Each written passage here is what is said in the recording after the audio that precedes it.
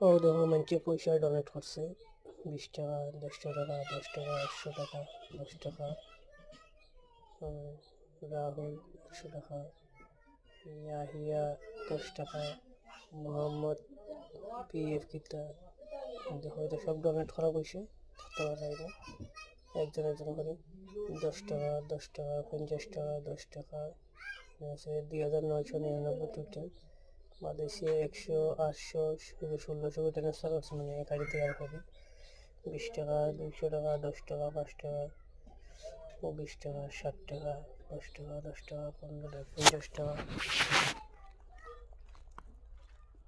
পুরো ডিটেলস আছে দেখো পয়সা মানুষ ডোনেট করে জানার লাগে আপনাদের কারো পয়সা ডোনেট করো পুরো লিস্ট আছে পুরো দেখো